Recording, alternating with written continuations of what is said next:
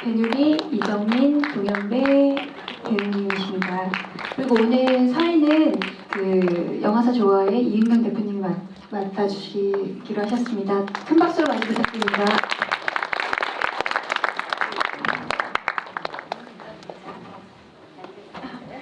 와주셔서 감사합니다.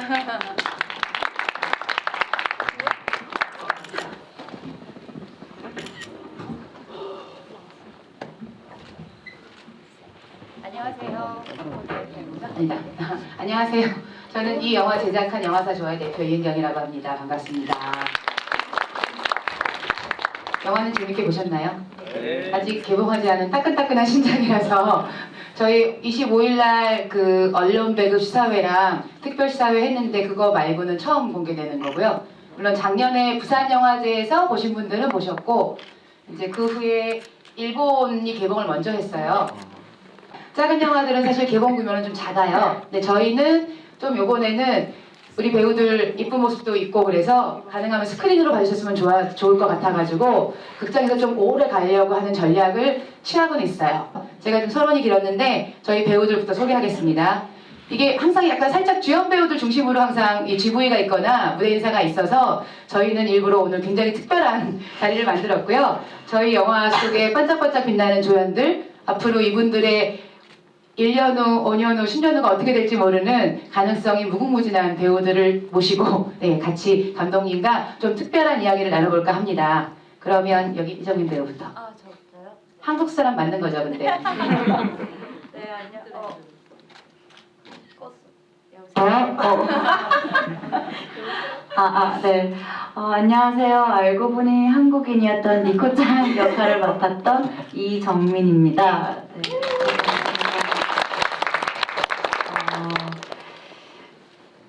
사실 이제 약간 우리 영화에서 최대 반전 요소였어서 이렇게 뭔가 무대 인사나 이런 거를 해가지고 뭔가 영화에 방해될까봐 이런 저만의 고민이 있었더라고요.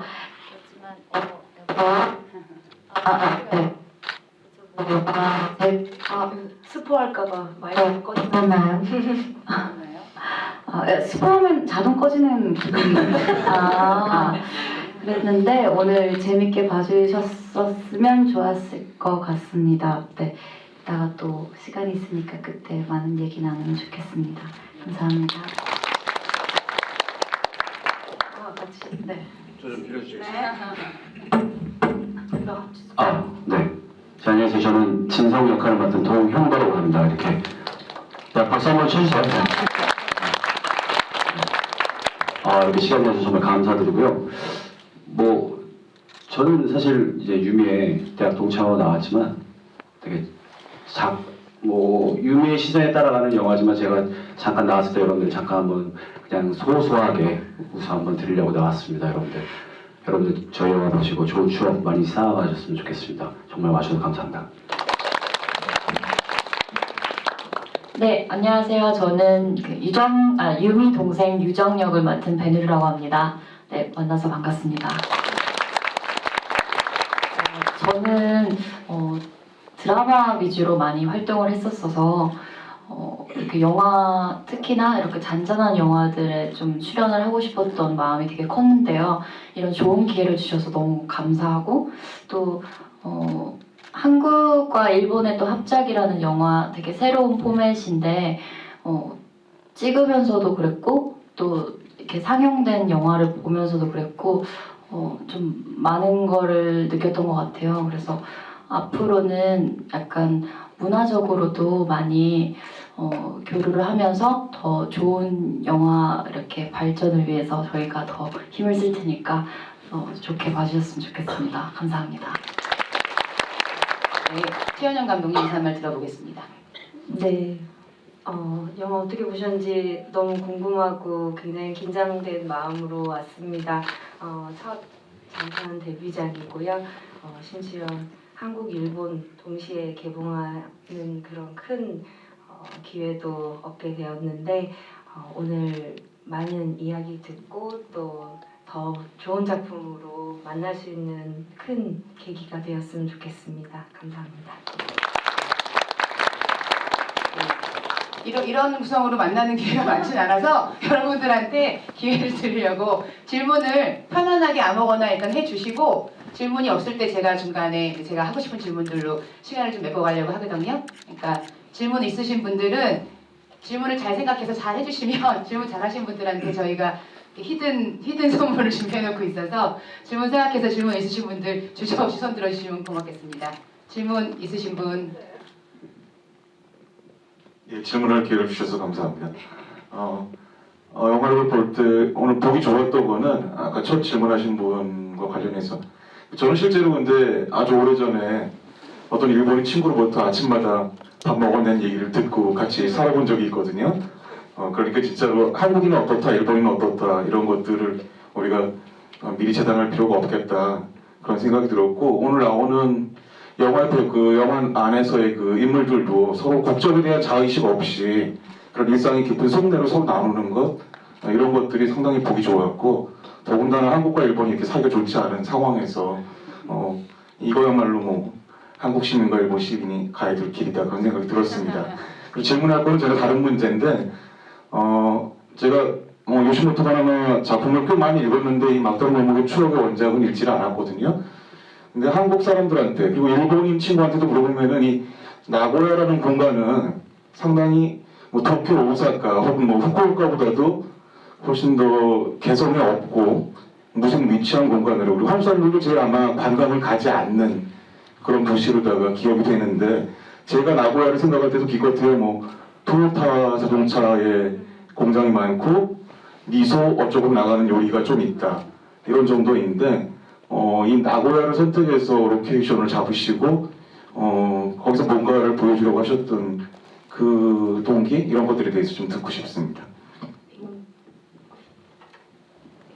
이거는 사실 살짝 기획 영화입니다. 제가 먼저 판권을 샀고요. 그래서 오랫동안 이제 시나리오 작업을 하다가 조금 이제 많은 이 5개의 단편으로 되어 있어요. 그 처음에는 단편 하나로는 사실 장편 영화를 만들기가 좀 어렵다라는 제 주변 감독님들의 의견이 있어가지고 그러면 한 3개 정도를 골라서 만들어야 되겠다 해서 약간 조일러 클럽도 아니고 중경삼림도 아닌데 조금 더 옴니버스 같지 않은 3명의 뭐 여자 주인공이나 4명의 여자 주인공을 처음에 많이 개발했었었는데 요즘 한국의 여자 주인공이 나오는 이런 잔잔한 영화들이 투자가 잘 안 됩니다. 그래서 오랫동안 고민하다가 그런데 원작 판권 기간이 3년이 후딱 가버린 거예요. 제가 바나나상한테 2년을 연장을 부탁드리면서 적어도 이거를 영화를 만들어서 제가 마무리를 해야지 결국은 못 만들었습니다 하고 그냥 기간을 끝내기에는 여러 가지로 이제 후회도 되고 자존심도 허락이 안 돼서 안 되겠다 그냥 빨리 만들 수 있는 방법이라도 하나 만들어야 되겠다 했던 게 제가 처음에 이 원작을 선택한 게 사실은 그 마지막 단편 때문이었어요. 그러니까 마지막 단편이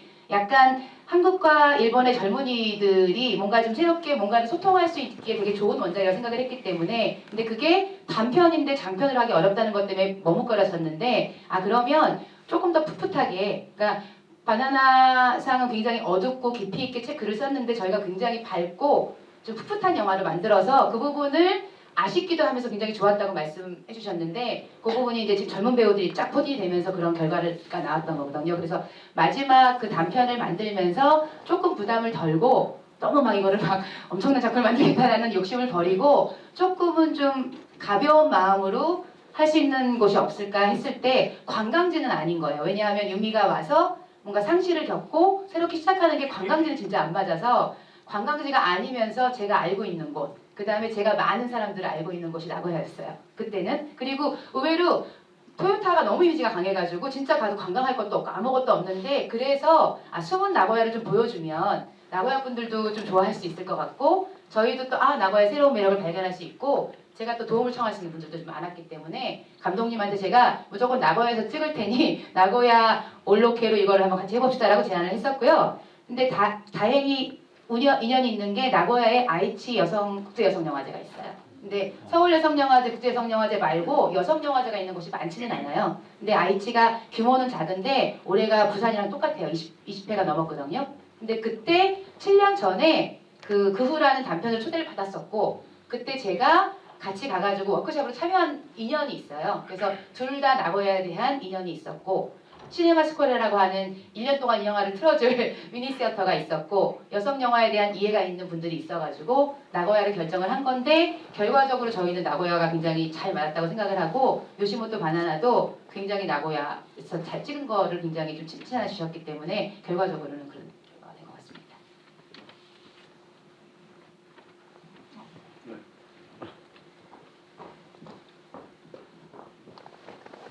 네, 저는 되게 조용하고 잔잔하게 잘 보다가 좀 궁금했던 부분이 두 개 있었는데 먼저 처음으로 태규는 왜 시간을 주고 싶었다고 말했을까라는 부분이 조금 의아했고 두 번째로는 그 유미 까먹었네. 그거 먼저 네, 먼저 말씀해 주시면 좋을 것 같아요.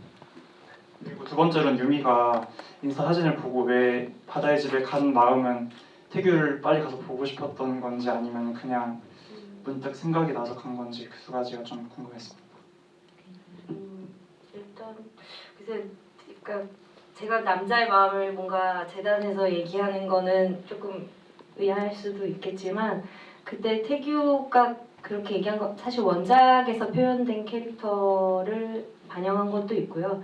그리고 어떻게 보면 납득이 될 수도 있는 부분이 이 두 커플, 이 두 사람은 굉장히 오랜 연인으로 그러니까 서로 어떤 설명이나 구체적인 뭔가의 행동이 없이도 어느 정도 이해를 할 수 있는 그러니까 서로 뭘 하고 있는지 다 알고 있는 그런 너무나 오래된 연인들이 겪을 수도 있는 그런 고질적인 당연한 뭔가 상대를 재단하고 생각해버리고 마는 그런 행동 중에 하나라고 저는 생각을 했어요. 예를 들면 내가 연락을 안 하고 조금 연락이 뜸해지고 귀찮아하고 한국도 잘 안 가고 이러면은 내가 만나온 이 4년 동안 만나온 이 여자랑 눈치를 챌 거야.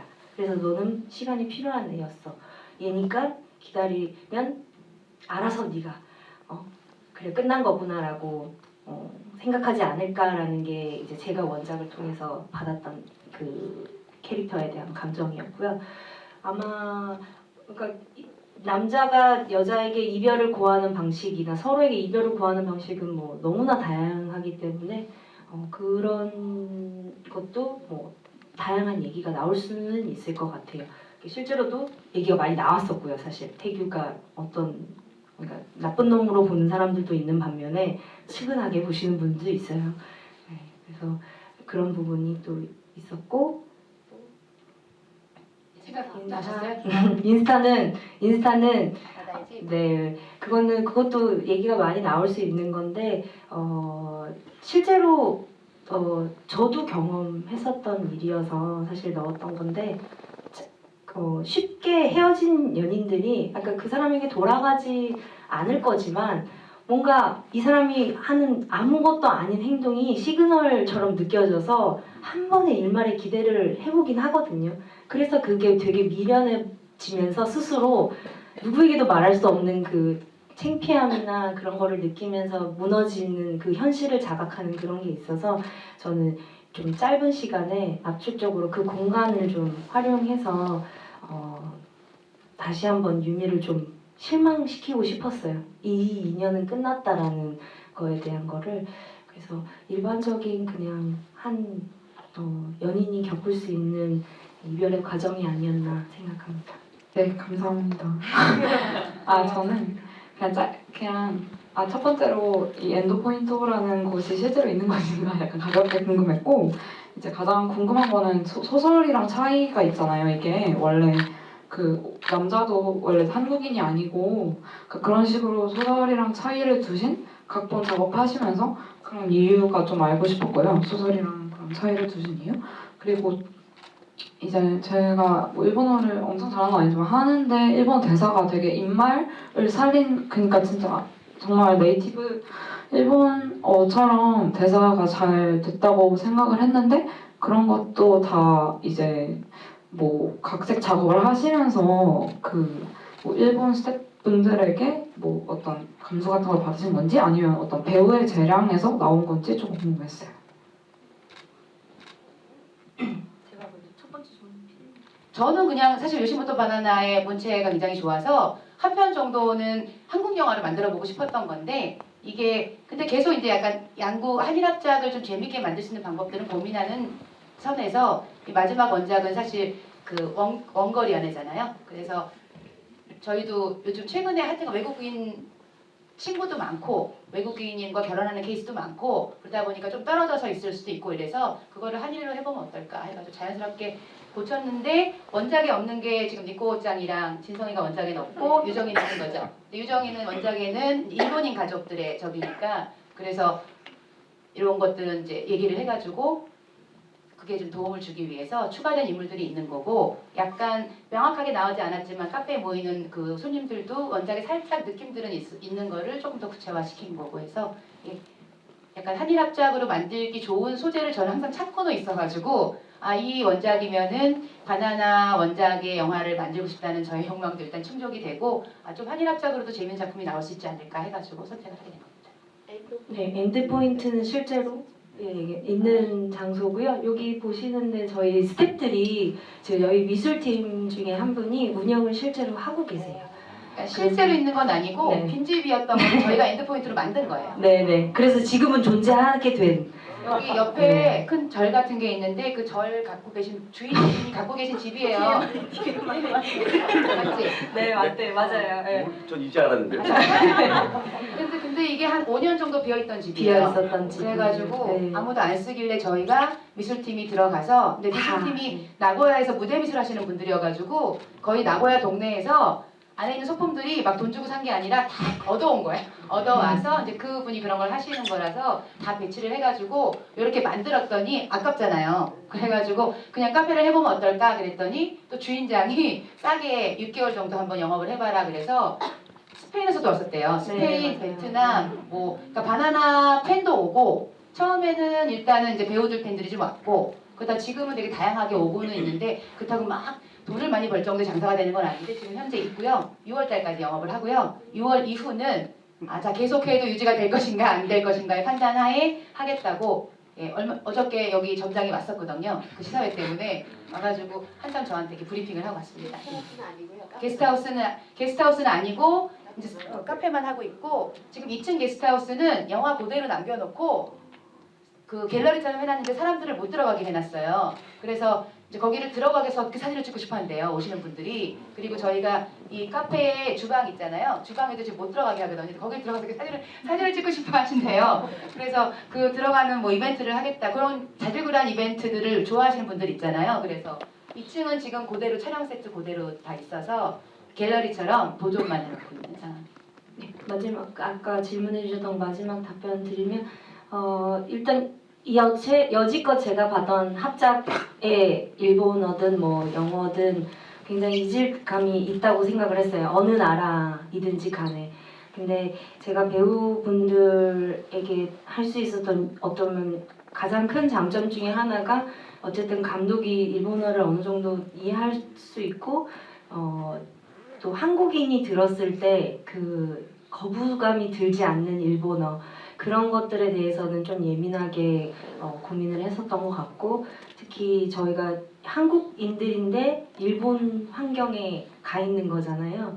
그래서 사실은 일본어를 잘하는 사람도 있고 사실 중간 정도의 레벨도 있고 못하는데 단어만 조금 아는 사람들도 있어요. 그래서 저는 저희 배우들의 캐릭터에 만약에 이 온도로 표시를 하라 그러면 일본어 실력을 온도로 표시하라 그러면 바로바로 할 수 있을 정도로 그런 것들은 정말 세세하게 설명을 해주려고 노력을 많이 했고 특히나 저희 지금 여기 그러니까 수영 씨 같은 경우에는 이미 인터뷰를 통해서 일본어에 대한 그런 저와 작업하면서에 대한 얘기들은 많이 나와 있다 보니까 또 그 얘기를 참고해 주시면 좋을 것 같고 저희 요 배우분들 같은 경우에는 특히 진성 같은 경우에는 일본에서 일을 하고 있는 한국인 남자 그래서 사실 욕심을 부렸던 건 저도 지금 현재 제 동생이 도쿄에서 이제 살고 있거든요. 그러다 보니까 딱 이제 그려지는 캐릭터가 있는 거죠. 한국인들이 어느 정도 일본에서 살았을 때 이 정도였으면 좋겠다.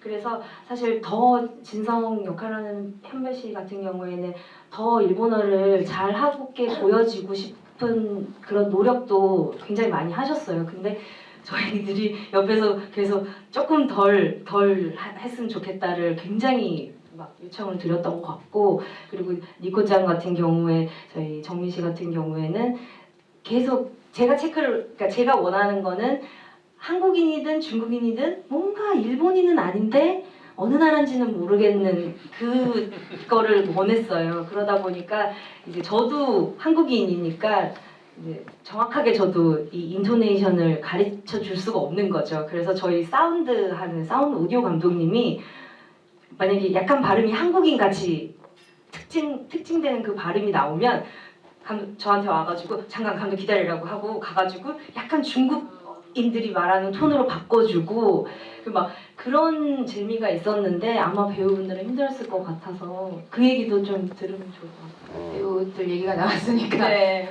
처음에 시나리오 보시고 이 역할로 정해졌고 감독님 만나셨을 거 아니에요? 네, 감독님 만났습니다. 만났던 첫인상 신뢰가 가능했죠.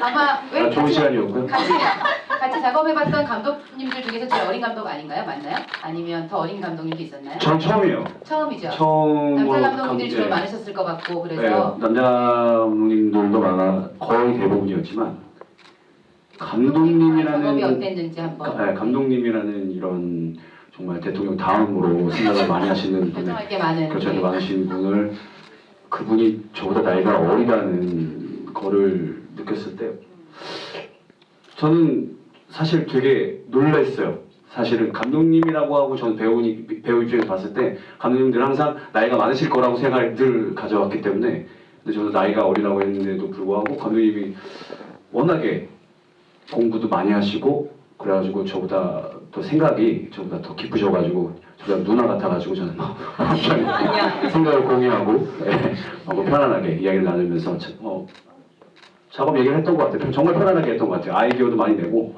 근데 뭐 일본어 같은 경우에는 사실 저도 욕심이 났는데 사실 좀 어려워가지고요. 그래갖고 좀 옆에서 많이 계속 궁시렁궁시렁 거렸어요. 계속 현장에서 계속 궁시렁궁시렁 거렸는데 옆에서 뭐 다나카 분도 옆에 와서 계속 도와주고 수영 양도 계속 도와주고 해가지고 정말 재밌게 제 에지가 많이 약긴 했습니다. 사실 인정합니다. 시간이 없는데도 불구하고 제가 에지를 많이 냈습니다. 일본어 하는 때 인정합니다. 그러면 가장 힘들었던 거는 일본어 대사였나요? 진성 역할을 하는데 아니면 뭐 해석하는데 이 진성 역할이 얼른 볼 때 그냥 설렁설렁 가는 것 같잖아요. 해보세요 한번.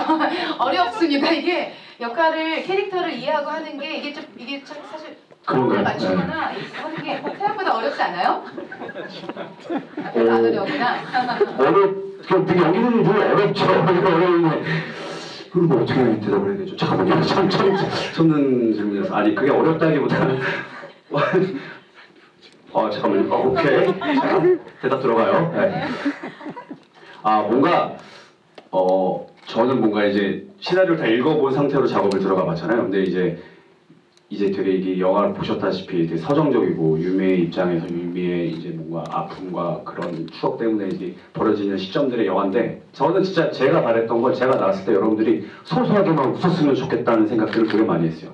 저는 숨을 잠깐만 쉬어하게 해드리자. 이 저의 목표가 있어요. 그래서 아이디어를 엄청 많이 냈는데 이제 또 현장감도 있었으니까 거기서 살짝 약간 와가지고 그나마 조금 한시름 났기 때문에 역할은 충분히 하신 것 같아요. 감사합니다. 그렇게 얘기해서. 네, 처음 듣는 얘기예요. 아니 저는 살짝 느낄 수 있는 역할인데 그렇지 않아가지고 저희 이제 편집하면서 보면서 그래도 저희는 나름대로 되게 밸런스 잘 맞았다고 편집본 보고는 판단을 했기 때문에 원래 그 인스타 그 대사가 없는 대사였어요. 현장에서 막 하다가 수영이랑 이런저런 얘기 나오다가 이렇게 해보는 건 어떨까라는 얘기를 했을 때 그냥 거기서부터 이제 현실감 있게 대사를 바꿔가지고 그렇게 나왔던 장면입니다. 저는 정말 되게 편안하게 해서 근데 정말 삐졌었어요. 그때는 말로 안 했던 그 얘기 정말 삐지더라고요. 제가 소심해서 그랬습니다. 저는 연기가 없지만 재밌어요.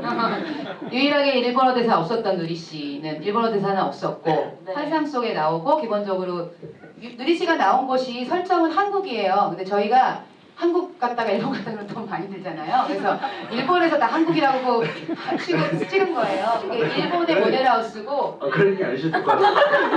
저희 영화에 대한 환상이 안 보신 분 없어지고 있어요. 안 보신 분들 이런 계시는데 우리 추억이 없어요. 아 그런가요? 죄송합니다. 네.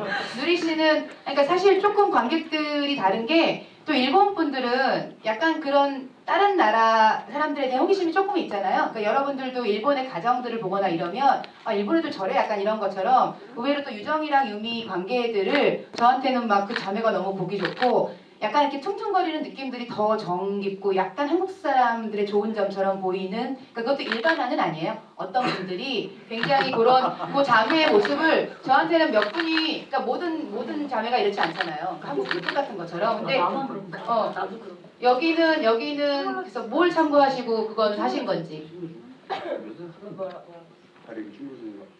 그러니까 다리 이렇게 던지고 막 이렇게 하는 것도 예. 네. 근데 저는 언니랑 항상 뭘 걸어요. 그러니까 아, 내가 뭘 주물러 해주나? 주면 언니도 주물러 줘야 된다. 그렇지. 항상 그렇게 자매는 그렇게 했던 것 같고, 그러니까 수영 언니도 자매 이제 언니가 있고 저도 언니가 있는데 또 공교롭게도 둘 다 이름이 수진이에요. 수영 언니 이름도 수진이고 제 언니 이름도 수진이거든요. 그래서 이제 서로 어머. 감사합니다. 그래서 이제 얘기하다가 서로 얘기를 했더니 수영 언니랑 저 같은 경우도 좀 성격이 되게 비슷한 편이었고 또 동생으로서도 되게 공감 가는 부분이 많아서 언니와 동생의 그런 부분들을 좀 얘기를 많이 하면서 좀 더 뭐 일반화스럽다고 할 수는 없지만 또 일반화스럽지 않나요? 근데 그런 질문들이 있어요. 그러니까 한국의 자매들은 다 저러냐? 그러니까 그런 질문들이 가끔씩 계시잖아요. 저는 항상 보면 제가 그래서 그런지 그러니까 저는 대부분 그렇다 생각했거든요.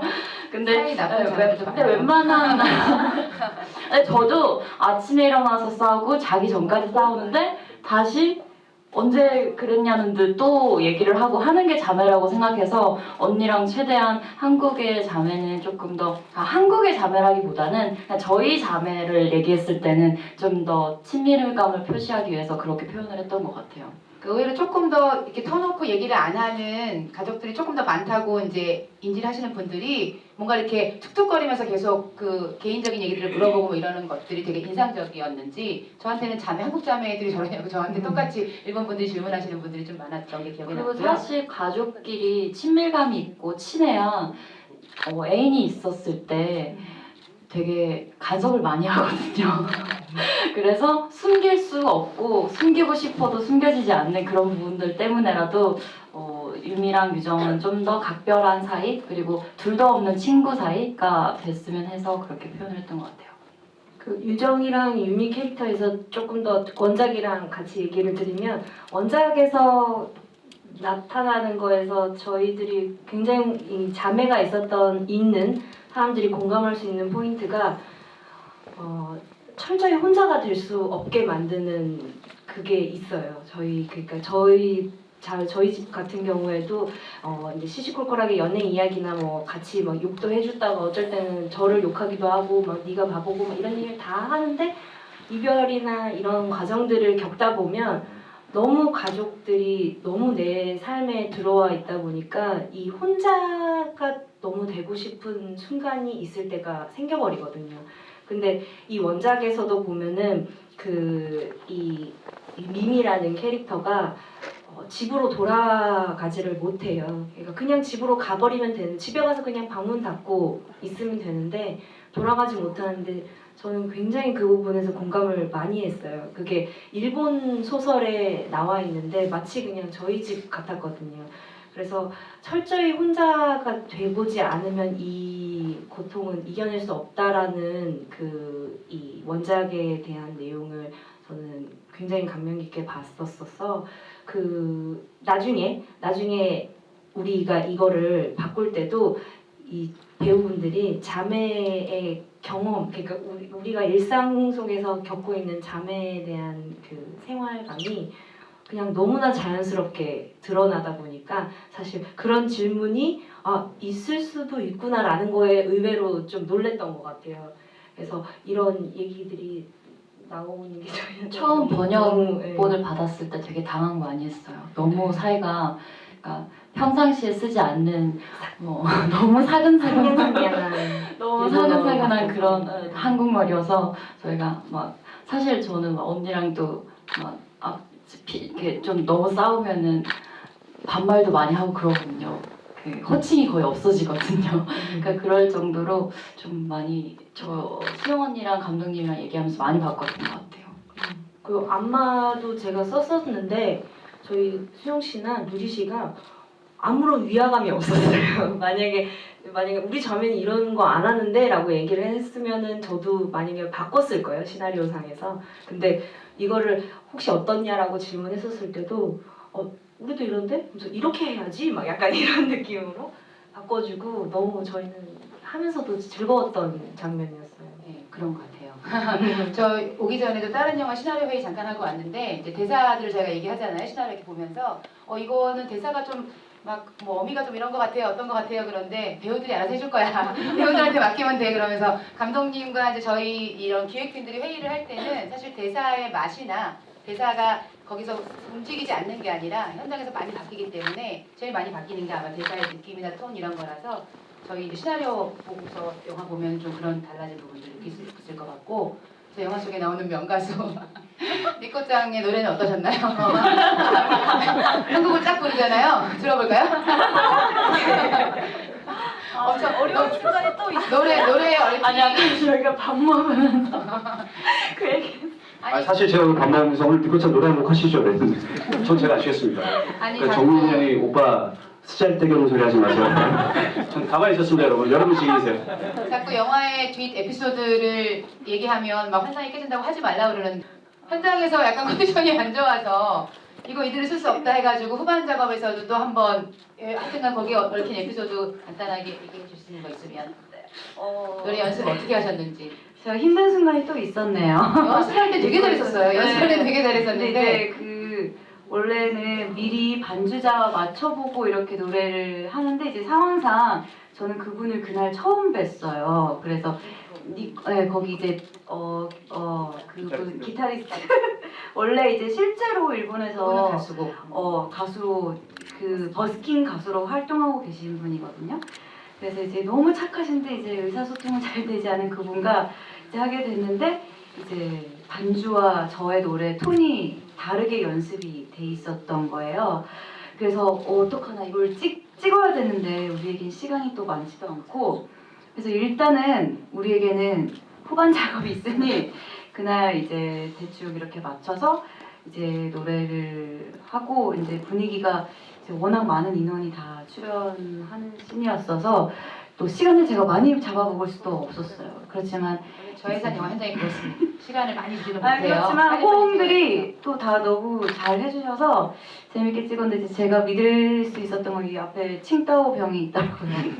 그 병을 들고 약간 마음의 위안을 얻으면서 그렇게 했었습니다. 그래서 사실 이 전에 이제 일본어 대사들도 너무 어려웠지만 제가 항상 접했던 일본어의 대사들은 다 웃는 일본어 말투였어서 저는 이제 무표정의 일본어를 본 적이 없는 것 같은 거예요. 영화에서도 항상 제가 본 일본 영화의 많은 캐릭터들이 감정이 굉장히 표출이 많이 되어 있는 캐릭터들의 일본어였는데 그래가지고 노래하는 그 순간이 또 니코짱이 갑자기 또 거기서 막 바이브레이션 넣으면서 노래 부르는 것도 웃길 것 같고 사실 그 씬이 유미에게 또 이렇게 시간을 주는 그 장면이라고 생각을 했어요. 그 순간에 이제 또 다른 이제 유미에게 감정을 갖게 하는 그랬을 때 뭔가 담담하게 이제 한국말로 노래가 들렸을 때 굉장히 그랬을 것 같아서 그 부분에 이제 방해가 되지 않으면서 좀 도와줄 수 있는 방향으로 하려고 노력을 했었던 것 같아요. 그렇지만 이제 후반 작업으로 또 완성시켜 주셔서 감사합니다. 아무튼 최선을 다해서 마지막으로 잘 해주셨고요. 그 일본에서 제가 한 10명 정도한테 물어봤을 때 가장 울컥했던 씬은 어디냐 그랬더니 그 씬 뽑으셨어요. 근데 거기에 만약에 니코짱의 노래가 없었으면 또 유미의 감정들이 과연 잘 전달될 수 있었을까. 그러니까 영화를 구성하는 많은 요소들이 있는데 그 작은 요소들이 굉장히 중요하다는 얘기를 저는 여러분들한테 좀 전달해드리고 싶고요. 마지막 질문 하나 받아야 될 것 같아요. 시간 넘어가서. 제가 평소에 좀 연기 쪽에 관심이 있어서 배우분들에게 질문을 하고 싶은데요. 이 캐스팅 될 때 먼저 자기가 원했던 배역을 지원해서 된 건지 아니면 생각지도 못한 배역을 받게 된 건지 아니면 뭐 감독님에게 따로 컨택이 와서 캐스팅이 된 건지 궁금하고 그리고 약간 본인이 생각해서 만든 캐릭터와 감독님의 디렉션이 달라서 달라진 부분이 있는지 궁금합니다. 어려운 거 다 망하시고. 네. 이걸 어떻게 얘기했지? 저부터 얘기할게요. 네. 저는 사실 오니기리짱으로 먼저 얘기를 했었어요. 왜냐면은 그 대사들 여기서는 일본어로 하시지만 이제 중국어로 하면 잘하니까 잘할 것 같습니다. 부끄럽습니다. 이렇게 해서 원래는 이제 사연도 되게 있고 좀 더 엄마에 대한 그런 거는 모두가 느낄 수 있죠. 전 세계적으로 그런 에피소드였어서 그러다가 이제 니코짱이 원래 시나리오에서는 굉장히 그냥 조금은 작은 역이고 했는데 그 역할을 더 재밌게 이렇게 만들었게 됐나? 네, 그래서 결과적으로 저는 오니기리짱이 아니라 니코짱이 됐습니다. 중국 본인이 해석한 것과 감독님이 뭐 덧붙여주신 거 이런 건 없어요? 역할.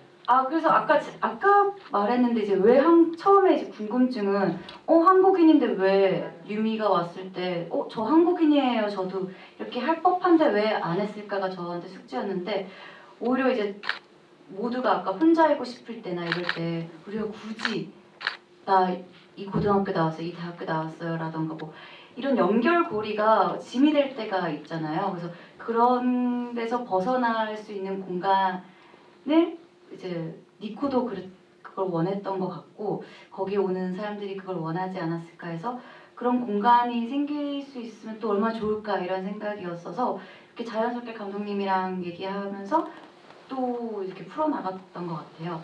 그래서 뭐 재밌게 했었던 것 같습니다. 그래, 제 생각에는 영화 캐스팅이라는 건 누군가가 이게 뭔가 다 맞는 것 같아요. 뭔가 뭐 운이라든지 실력이라든지 뭐 이미지라든지 이게 다 맞았던 것 같아요. 저는 진성이라는 역할을 이게 뭐 이렇게 저한테 이게 미팅을 했을 때 뭔가 감독님도 저한테 뭔가 말투라든가 이런 게 약간 비슷했던 것 같다라고 하셔서 약간 캐스팅이 된 것 같고 글쎄요. 저는 뭐 제일 감독님이랑 뭐 하면서 제일 궁금했던 건 그런 거였어요. 촬영 들어가기 전에 과연 진성은 유미를 좋아했냐, 첫사랑이냐, 얼마만큼 좋아했냐. 약간 그게 제일 중요했어요. 저한테. 네, 저한테 제일 중요했기 때문에 그거를 이제 감독님한테 여쭤봤을 때 감독님이 대학교 다닐 때 좋아했었다라고 명시를 해주셔서 그래서 이제 그때부터 이제 하나둘씩 풀리기 시작했던 것 같아요. 네. 저 그랬어요? 네. 아무튼 뭐 연기를 준비하신다고 하시니까 뭐 하신다고 그냥 관심이 많으시다고? 죄송합니다. 제가 긴장했나 봐요. 네. 죄송합니다. 뭐 답변이 되셨으면. 네. 한 가지만 더. 네. 대답 다 하고. 저는 전 이제 영화 전에 수영 언니랑 광고도 같이 찍게 됐는데 그것도 자매 역할로 자매 컨셉으로 하게 됐었어요. 그래서 그리고 그 외에도 좀 한두 번 정도 이렇게 자매 컨셉으로 좀 이렇게 한 게 있어서 그게 조금 더 작용이 컸던 것 같고 사실 처음에는 수영 언니랑 저랑 케미가 잘 이루어질까 했는데 막상 언니랑 대화를 해보니까 저랑 너무 비슷한 점도 많았고 좀 대화가 되게 잘 됐던 것 같아요. 그러다 보니까 자연스럽게 좀 리딩하면서 감독님이 잘 잡아주시고 하다 보니까 촬영장에선 진짜 되게 재밌게 찍었어요. 진짜 편하고 굉장히 근데 영화 자체가 편해서 그런지 촬영할 때도 연기할 때도 진짜 자연스럽게 찍었던 것 같아요. 잠깐 짧게 비하인드 스토리 말씀드리면 이 그 유정과 유미의 방 대화 씬은 사실 저는 그 원작에서 너무 중요한 부분이라고 생각을 해서 배우들한테 좀 무리한 요구를 많이 했어요. 그러니까 몇몇 씬들이 원씬 원테이크가 굉장히 이제 눈에 띄게 들어가 있는데 사실 유정이랑 유미 같은 경우도 거의 카메라를 3번밖에 움직이지 않았을 정도로 그거를 한 10분 정도 배우들이 연기를 끊지 않고 잠의 연기를 이제 정말 완벽하게 사실 해냈거든요. 자연스럽게 NG 없이. 그러니까 그 자연스러움을 이제 어쩔 수 없이 이 극의 흐름을 위해서 좀 편집 방식을 바꾸면서 좀 그런 아까운 배우의 좀 실력을 못 보인 건 아닌가라는 생각이 들 정도로 그렇게 연기를 했어요. 네. 박수. 마지막 질문. 네. 영화 잘 봤습니다. 일본의 그 잔잔한 영화들을 보면 거기에 음식이 등장하는데 여기서도 유미 씨가 이별을 하고 식음을 전폐하다가 이제 음식을 몇 가지 먹어요. 제가 보니까 그 미소 샌드위치, 미소 토스트 나오고 또 차항, 볶음밥 그리고 오니기리 또 그 바다 마을 거기 가서 오니기리 아까 중국인 그분한테 받아서 먹는 그걸 유심히 봤는데 일본 영화를 보면 이렇게 뭐 카모메 식당이나 여러 가지 이렇게 보면은 음식이 많이 등장하는데 이건 특별히 음식을 강조해서 그걸 뭐 연결 교리를 해서 이렇게 나온 영화는 아닌 것 같은데 그 오니기리라든가 차항, 볶음밥 그리고 그 미소 토스트 이거에 대한 얽힌 이야기는 없는지 궁금합니다. 네, 일단 미소 토스트 같은 경우에는 나고야가 미소로 유명하고요. 저희 제작사도 저희 조 감독님도 이 영화가 이제 좀 끝나고 난 다음에 좀 관객분들이나 팬분들이 좀 더 영화를 뭔가 즐길 수 있는 컨텐츠가 있으면 좋지 않을까 생각해서 어떤 프로모션으로 미소 토스트를 우선 먼저 얘기를 해주셨었어요.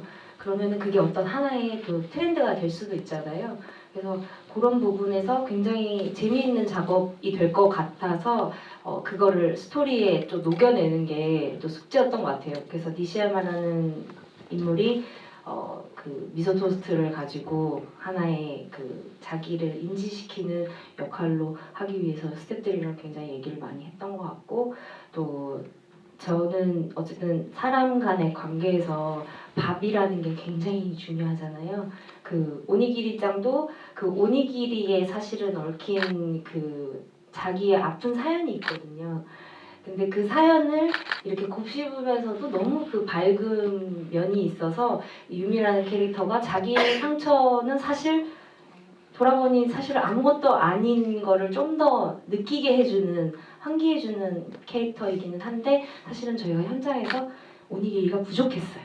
그래서 네, 그래서 더 찍지 못해가지고 이제 좋은 장면이 나오지를 못해서 사실 제가 만든 인물을 제 살을 깎아내듯이 덜어내야 됐던 아픔이 있는데 조금이나마 발견을 해주신다고 해서 이렇게 말하시는 기회가 있어서 다행이고 그 밥 먹었어 같은 경우에랑 연장선의 얘기로 그 반대로 분명히 진성이 한국인들이 밥 먹었냐고 물어보지 않냐 그 한국인들만 그래 라고 얘기를 하지만 사실은 니시야마 캐릭터가 일본인인데 배고프지 않냐 라고 밥 먹었냐라고 물어보는 그게 굉장히 그 다양한 부분들을 밥을 통해서 사실은 텍스트로 활용을 하고 싶었던 거거든요. 그리고 유미가 그 밥을 먹을 때도 정말 아무것도 못 먹은 상태였던 것처럼 수영 씨도 연기할 때 진짜 그 하정우 씨 못지않게 정말 다 먹어버려서 다 먹었어요 이렇게 돼가지고 막 급하게 다시 만들었을 정도였거든요. 그래서 그런 그 사실 연결고리들이 있는 서브 텍스트들이어서 나중에 한 번 더 보실 때 좀 더 배우들의 디테일도 봐주시면 더 좋을 것 같습니다. 네, 배우들이랑 감독님 마지막 인사 드릴 텐데 저는 부산에서 사실은 왜 그 유미 씨가 포켓 그 주머니에 다음 플랜이 뭐 들어 이런 얘기 하잖아요. 그때 어떤 분이 질문했던 것 같아요. 지금 여러분들이 되게 젊고 앞으로 어떻게 이분들의 미래가 펼쳐질까. 저도 이분들보다는 이만큼 2배 정도 나이를 먹은 입장에서 보면 좀 많이 활약하고 좀 어떤 식으로든 힘이 돼주고 싶다는 마음이 있는데 그래서 이분들의 포켓 주머니에는 뭐가 들어있냐고 다음 플랜은 그 질문을 마지막으로 해서 하면서 마칠게요. 지금 주머니에 어떤 다음 플랜이 들어있나요? 아무것도 없습니다.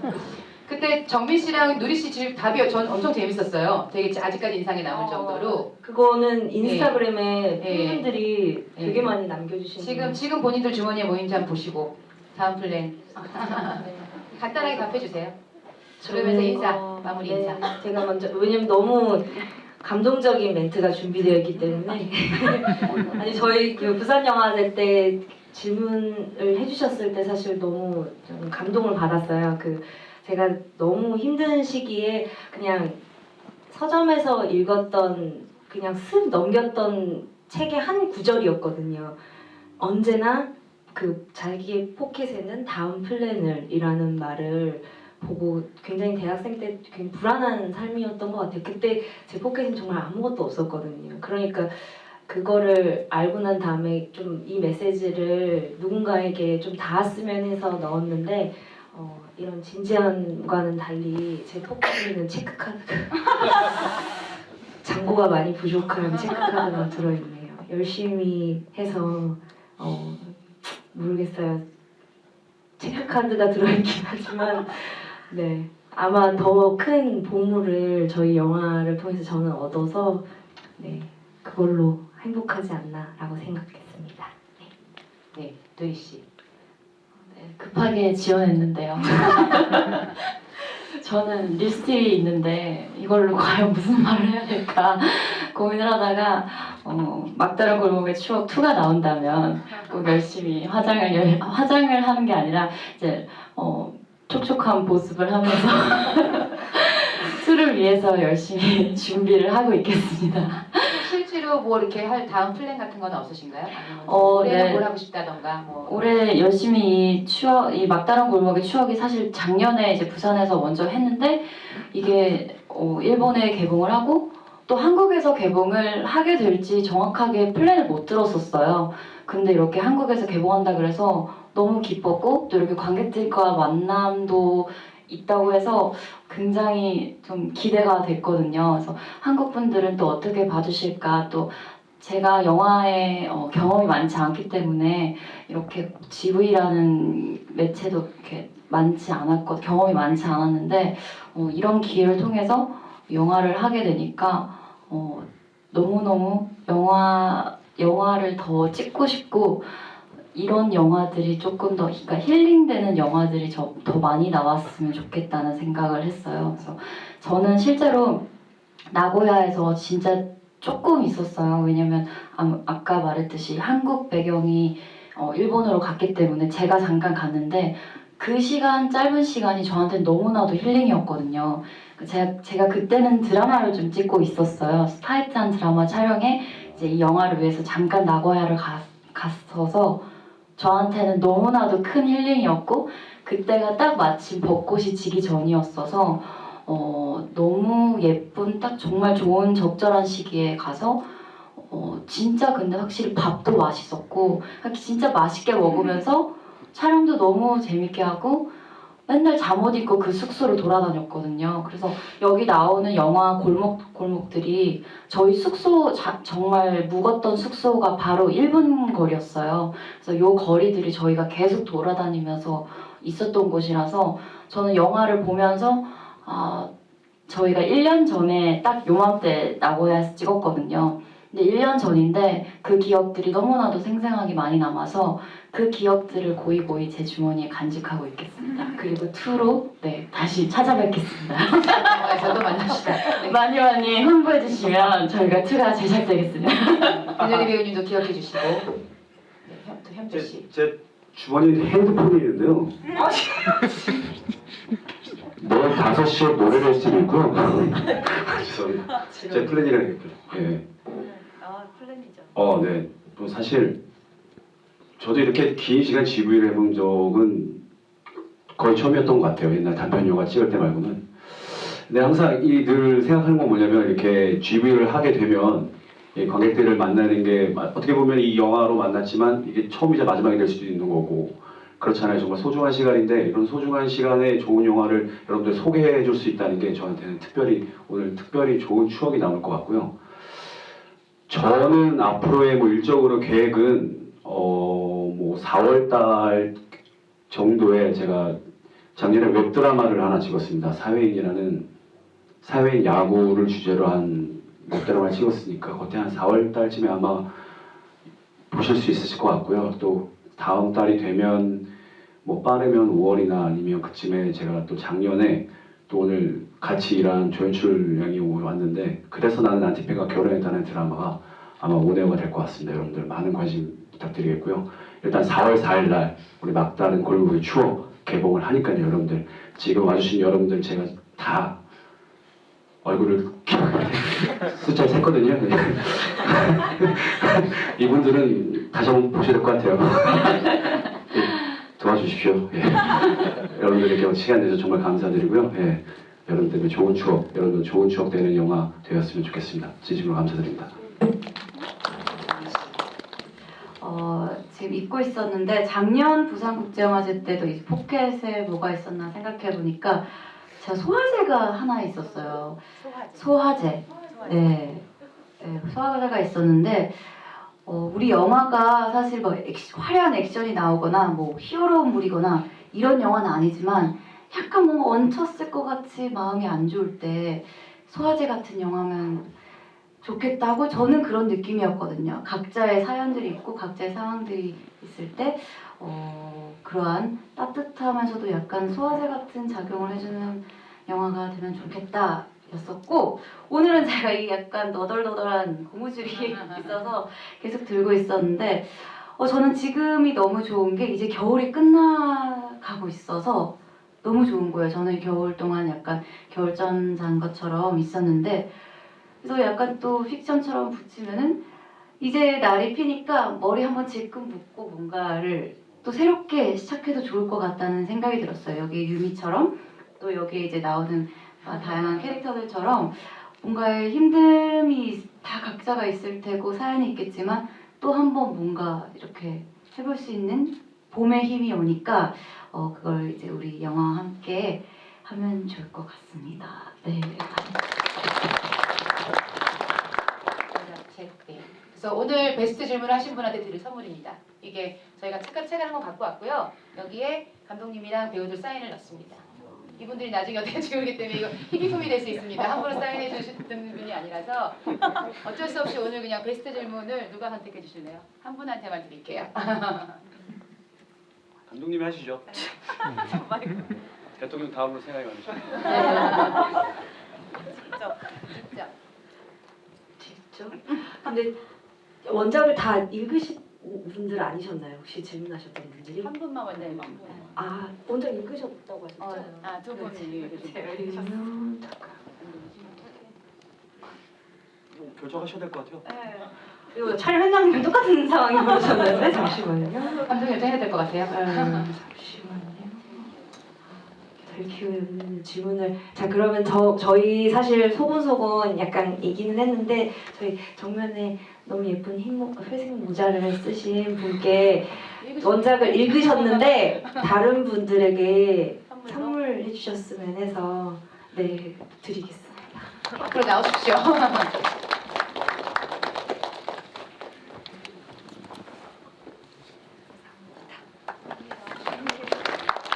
어찌 보면은 할 얘기가 많은 영화이기도 하고 어찌 보면 유미처럼 너무 많은 얘기를 하지 않고 그냥 뭐 읽는 대로 그 느낌대로 그냥 가져가고 싶은 영화이기도 한데 아무튼 저희가 나름 특별한 자리를 만든 거니까 여러분 마음속에 조금이라도 특별한 경험으로 남기를 바라면서 오늘 이 자리 마무리하겠습니다. 감사합니다.